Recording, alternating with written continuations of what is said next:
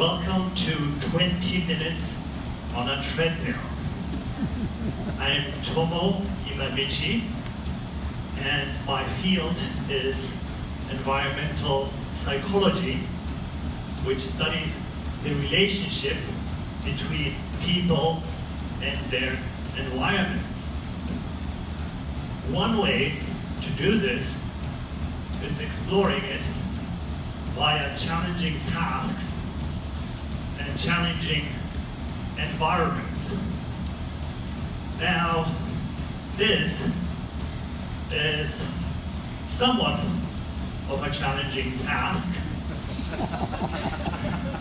and this is somewhat of a challenging environment. Running is one thing. Running on a treadmill is another. And also, facing all you wonderful people is also something quite different.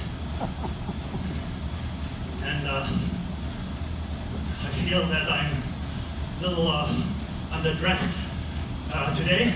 Usually, we dress up a little bit more, but this is also one major thing about the transforming relationships, because over the course of the next 20 minutes, I'll be getting much warmer, even though it'll be still not so warm maybe. So one of my projects involved looking at marathon runners and how they basically deal with the task of training for and running in a marathon. And then to look at the transformation that occur over the course of training and over the course of racing. An important part, of course, is to pace yourself. Something that I'm trying to do right now. Because as part of this performance, of course, I would like to talk about running, but I would also like to demonstrate running. And in order to do so, I set myself a goal to basically go at an 8-minute per mile pace, which would allow me to cover about 4 kilometers or 2.5 miles, which is not that much of an accomplishment, but considering that I'm also trying to give a presentation about running, I think that is a pretty decent performance. Actually, if I were on the road right now, I probably could run up to Queens. So, going back to pacing. In the beginning, the same pace will seem easy. When I first set the pace, I was wondering, am I going too slow? Now, I don't think that I'm going too slow anymore. And of course, I'm only doing this for another 15 minutes. So I think I'll be able to manage. However, in the marathon, it's really key that you have to hold back at the beginning, even though it seems slow. Then, eventually, you settle into a pace, and then it almost happens by itself, everything. You fall into this rhythm where everything syncs, like the rhythm of the feet, the breathing, they're all going in sync, and it becomes easy.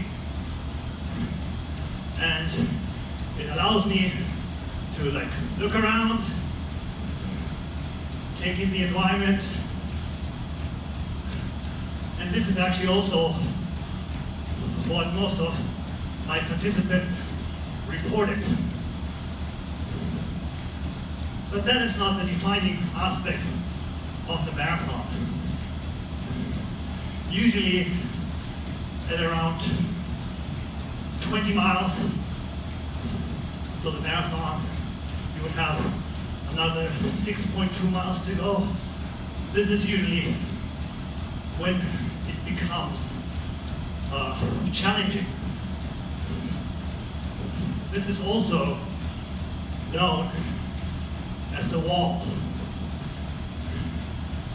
And then that pace that seemed easy suddenly becomes very challenging.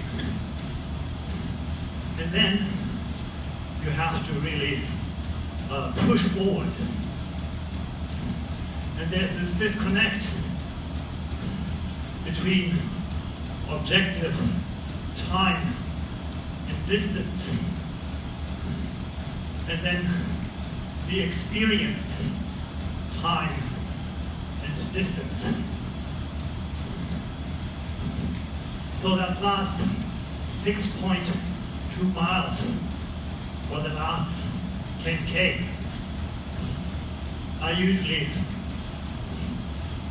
the hardest part of the marathon, and what makes the marathon a marathon. But of course, this isn't the only aspect that I explored about running.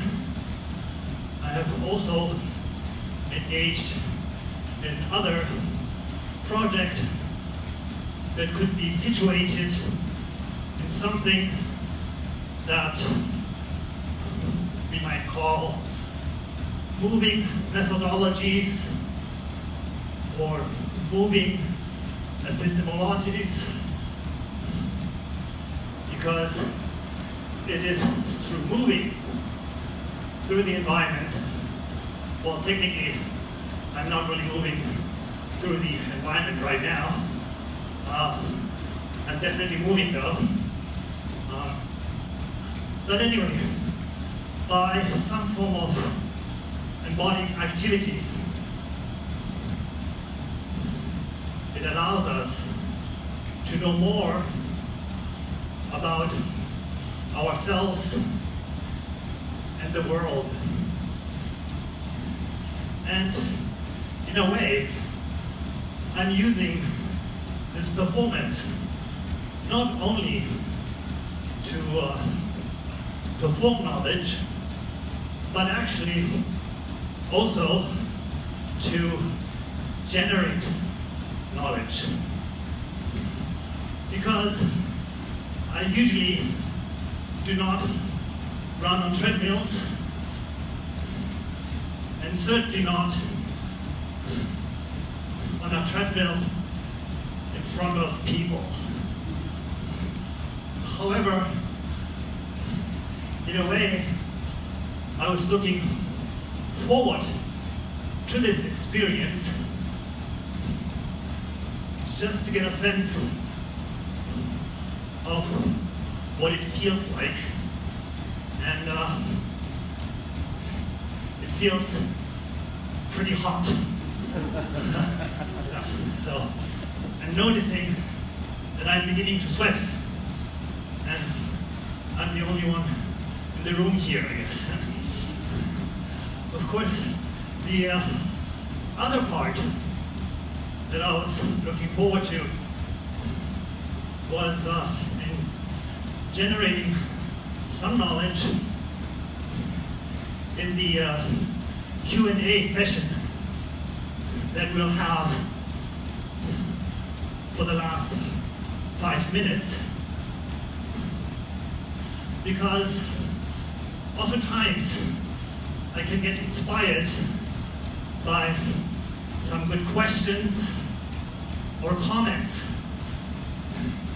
And the thing is, what better way to answer questions about running when you're running?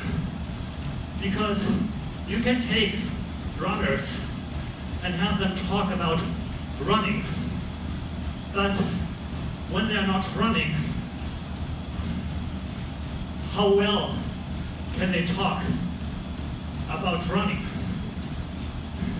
And I always notice that with myself too, because some of my best ideas happen when I'm running.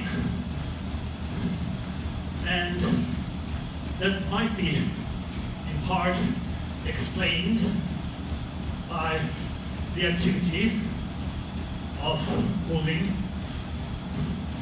but it could also be that I'm inspired by the environment as well. Oh, what happened? I might have exhausted the treadmill. So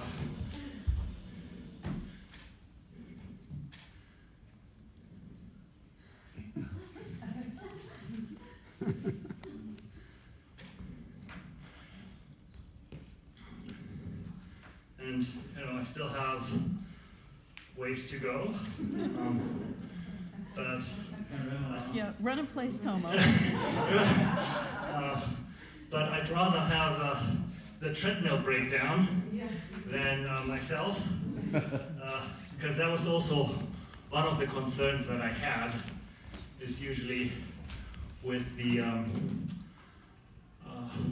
with a presentation, right? I also was somewhat concerned about not just the presentation part, but also about the running part. And then, of course, there are a couple of things that can go wrong. Sometimes it's the runner, other times it seems to be the treadmill. But I'm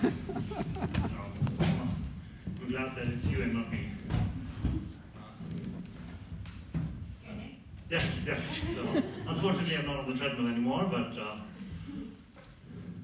because I was going to do a little sprint too, but go on.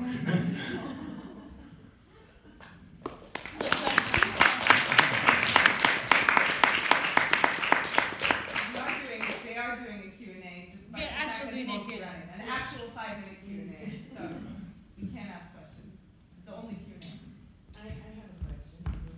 Comment to the question. There was definitely a moment after you talked about falling into a rhythm with the breath in the body, that I saw you fall into a rhythm. There seemed to be a moment that your body, your rhythm, the words, everything seemed to kind of, and I wondered if when you felt that moment, if you felt that moment, because I definitely saw a change in your body. Yes, there was a point as I was warming up that I was finding my rhythm, and I think that also helped my presentation. And it's quite interesting when sometimes people when they think about things, how they like to pace up and down, for example. I think it has something to do that, you know, our thoughts sometimes come when we move.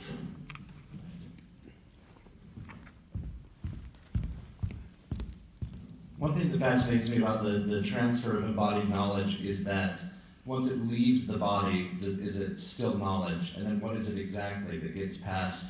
Or maybe a more pointed way to ask is, what knowledge were you hoping to share or to perform specifically for us today?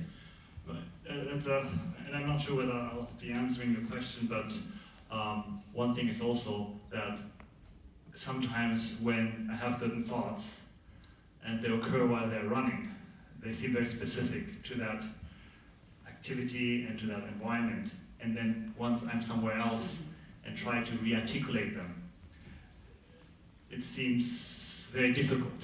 So that there's almost sort of like that sometimes it seems that I leave my best thoughts on the road. And yeah, so that was something that I think your question/comment inspired, that I find is very, very key. And also now that I'm off the treadmill, you know, Right. it doesn't seem as genuine anymore to talk about the running. One last question. Yeah. Sorry, just sort of building off some of the other ideas that have come up. I think it's really fascinating, that idea of finding a rhythm, and yes, I think we've all had that moment of that kind of clarity that can come with physical movement. And I'm wondering if what you feel like, how much of that is psychological and how much is physiological, or whether it's perhaps impossible to... Yes, it's very interesting that people pick up on that, because it's also, I should have mentioned that, I also think of the concept of flow by Csikszentmihalyi, and I think this sort of like experience, you could also call some form of like synchronicity, and I think where those boundaries between self, body, environment seem to disappear. So I think it's contingent on that holistic experience, yes.